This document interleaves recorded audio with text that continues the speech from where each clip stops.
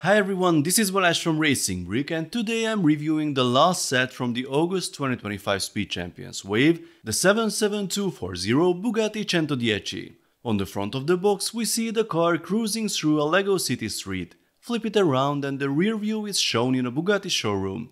There's also a side view and the real car featured in the same environment. Let's open it up. The set has 291 pieces, the price is 27 euros or dollars and you can pre-order it from Lego but apparently only in Europe. Inside the box we get 4 numbered bags, 1 unnumbered bag with the wheel covers, the base, a sticker sheet and the manual. Now about those wheel covers. At first glance they all look identical. I swear I couldn't see any difference and I had to open the bag to figure out what was going on.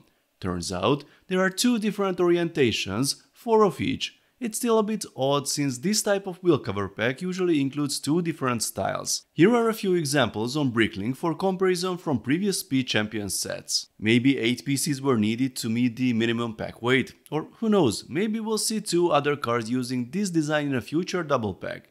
Here is the parts list if you are interested. Now let's start building. But wait, I have to start with the minifigure again, just like I did with the Challenger, this time for a different reason. Only the torso is printed, but it looks great. The front features the Bugatti logo, while the back has a cool stylized image of multiple Bugattis in brick form, topped off with the new simplified logo. Here's a close-up of the cars. There's a lot of detail in this tiny scale, but when we look at it from a distance, the double T's look a bit odd, as if there's too much distance between them. Here's a zoom in again, next to the official new logo. I think the spacing issue is just due to scale, you can't print the T's any closer without risking ink bleeding. Here's the base with one axle already installed and lots of jumper plates. The first stickers go on some L-shaped panels and aligning them is a pain. You need to match both the panel's shape and the continuous design across pieces. These are exactly the type of stickers that should be printed. Seats are in place and the other axle as well, end of bag 1.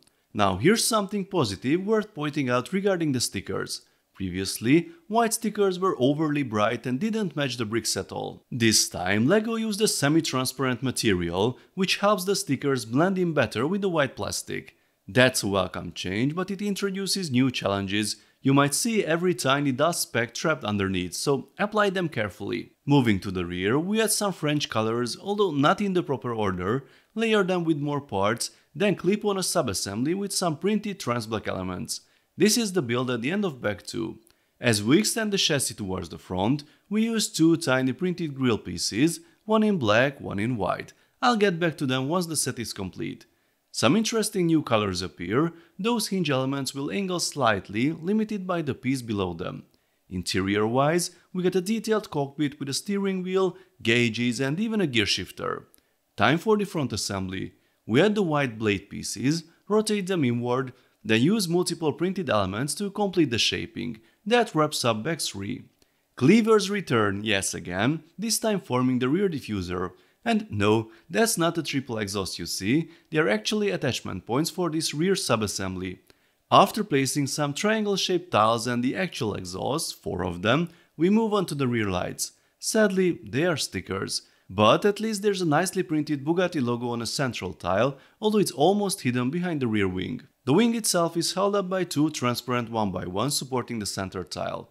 Then we add the windshield, finish off the wheels with the correct covers, and the build is done. So here's the finished car and it has some very cool details, but also some less fortunate ones. The front section looks fantastic. All the printed elements and those new white spike parts really nail the aggressive styling. The subtle angle of the central slope and the surrounding parts is also perfect. The small grille print in white works with the iconic shape, but then the lower grille section feels a bit odd. The half-printed black tile trying to represent the grille mesh doesn't quite work visually, the entire black section should be covered by that. And those triangular plates are barely attached, held by a single stud, and it pops off way too easily. The spikes can also be tricky to align and some other parts can come loose. The side profile highlights the car's key features, but the proportions are off. The nose is too long, the door area too short, and once again, the windshield printing doesn't match at all. It's light grey, not white, super distracting on an all-white car. That said, the brick-built intakes toward the rear are well done, but the greyish white comes back on these transparent pieces again unfortunately. The diffuser and exhaust setup at the rear is brilliant. Those parts feel like they were made for this car. It's just a shame that the Bugatti logo is nearly invisible and that the rear wing, while cannot really be thinner at this scale, looks bulky and sits too high. The windshield is slightly recessed and hard to remove, but the blue interior is a nice visual contrast. So overall, it's a mixed bag. There are some questionable design decisions, but the most distracting problems are technological limitations. I do appreciate the semi-transparent sticker update, it's a big step forward, but the white prints on transparent parts are still a problem. Honestly, if LEGO can't print white properly on these pieces, they should avoid using it as the main body color for cars. Yes, the Centodieci was revealed in white, but 10 of them exist altogether, and there are other colors out there that would have worked better in LEGO form. Beyond the color issues, some proportions feel off, but that's likely due to fixed part sizes like the windshield, wheel arches, and how many parts you need to shape the front end. Don't get me wrong, it's not a bad set. The front and rear sections feature some clever design solutions, especially the diffuser and the exhaust. Those look exactly like the LEGO piece. But compared to the rest of the August wave, I agree with your votes, this is probably my least favorite. So folks, these were the August 2025 Speed Champions releases.